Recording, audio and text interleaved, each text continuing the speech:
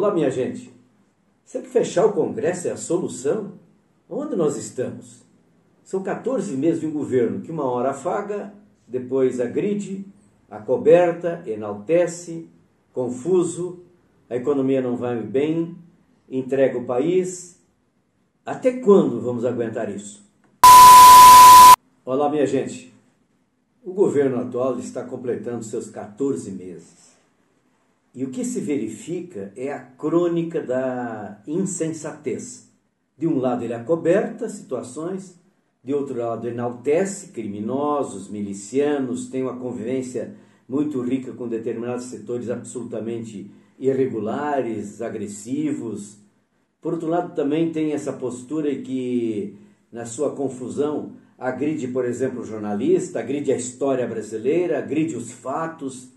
De repente, portanto, ele enaltece ontem um ministro, no dia seguinte ele desmente o ministro. É, afinal de contas, uma coisa absolutamente inconsequente. Mas tem consequência sim. E a consequência está porque é também uma tentativa de fazer a caminhada para o autoritarismo. Veja que ponto que nós chegamos. Neste momento, com essa situação toda, 14 meses já de governo, não alterou nenhuma decisão, nenhuma política nefasta do governo Temer. Em muitas ações é apenas a continuidade do governo Temer. Não vamos esquecer que no governo Temer é que se congelaram os investimentos em segurança, em saúde, educação, e esse governo não mudou uma vírgula. É do governo Temer que vem, por exemplo, algumas outras medidas no que diz respeito a criar grandes vantagens para as multinacionais. Esse governo não mudou nada, ao contrário, está entregando mais ainda. É por tudo isso que é preciso a gente fazer uma análise mais profunda. Qual é a resultante desse período de 12 meses, mais 2 já de 2020? É que nós estamos vivendo, e não podemos esconder, o fracasso, a falta de iniciativa no que diz respeito à dívida pública, que mais está consumindo o orçamento do nosso país. Quem mais está, na verdade, comendo o imposto nosso de cada dia é a dívida pública brasileira.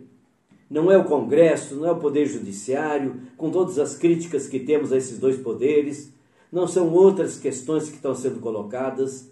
Por isso eu posso dizer também de que é esse mesmo governo, que tem esse governo que a cada semana tem ameaça da saída de um ministro, mais uma besteira aqui, outra lá, o desemprego pelo grau que alcançamos, mas o pior que nós estamos vivendo é que o Brasil hoje é praticamente a capital mundial do trabalho informal, mas já se fez uma reforma trabalhista que foi agravada neste governo sob a justificativa de gerar 1 milhão de empregos. E eu pergunto, o que aconteceu com a reforma tributária? Ninguém fala mais. Cadê 1 milhão de empregos gerados? Cadê as mudanças que poderiam ter sido feitas nesse governo? O que dizer do aumento da miséria? Que hoje todos os dados, inclusive reconhecidos internacionalmente, mostram que o Brasil aumentou de novo a miséria. Nós tivemos um processo de aumento da pobreza. Mas, de outro lado, nós temos os maiores lucros da história dos bancos particulares. Está certo? Onde é que está o governo nessa história toda? E o que eu poderia falar, por exemplo, do desmonte de processos democráticos que já estavam estabelecidos? No primeiro dia de governo de Bolsonaro, ele extinguiu, por exemplo, uma das coisas mais importantes que nós temos para um país como o nosso, com tantas desigualdades, que era o Conselho Nacional de Segurança Alimentar, de Nutrição, e assim tantos outros conselhos que estavam pouco a pouco criando a grande pedagogia da democracia participativa, da democracia direta, do envolvimento dos setores da sociedade na cogestão do próprio país. É preciso olhar, por exemplo, o que se fez com a entrega nacional.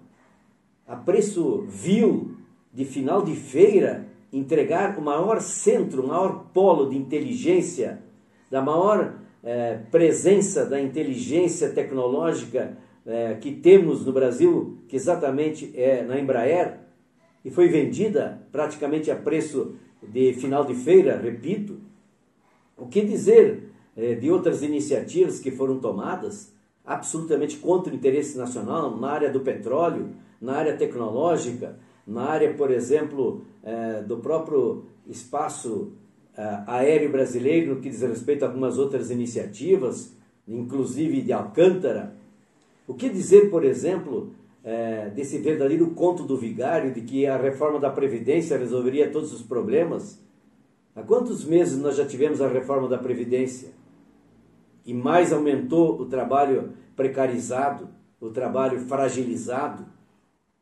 É por essas e outras razões que eu vou tomar liberdade de dizer que é nesse contexto que nós tivemos um dos momentos mais agressivos, mais perigosos, ameaçadores do presidente Bolsonaro, quando ele, há pouco, na vivência do próprio carnaval, faz com que a sua mensagem chegue a milhares e milhares dos seus seguidores e outros possíveis interessados, aumentando a convocação para que no dia 15 de março nós tenhamos um grande movimento para fechar o Congresso brasileiro. Esses atos são os mais agressivos que podem existir contra a democracia e contra a sociedade brasileira. Aliás, é assim que inclusive Adolf Hitler fez.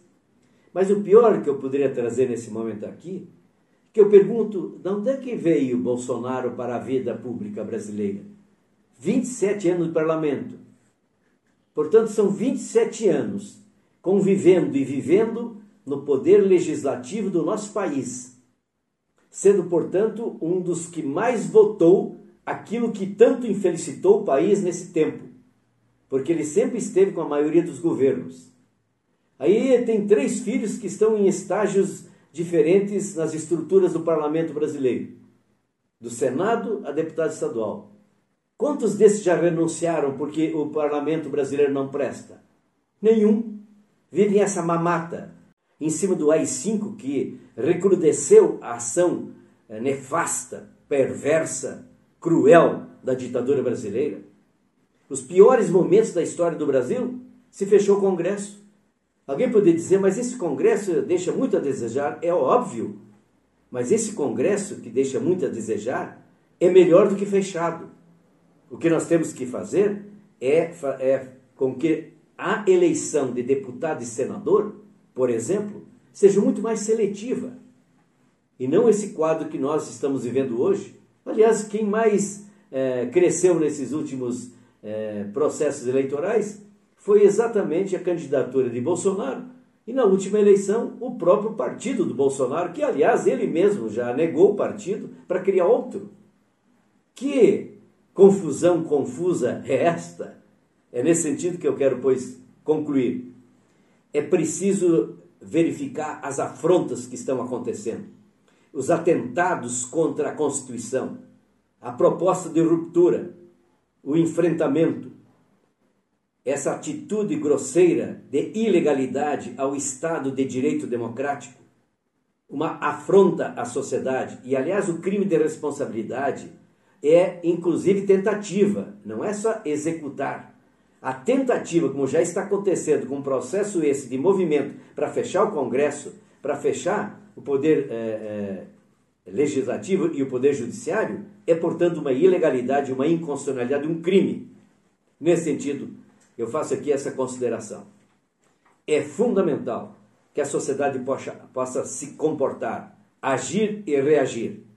Fechar o Congresso é um ato absolutamente de barbárie, criminoso.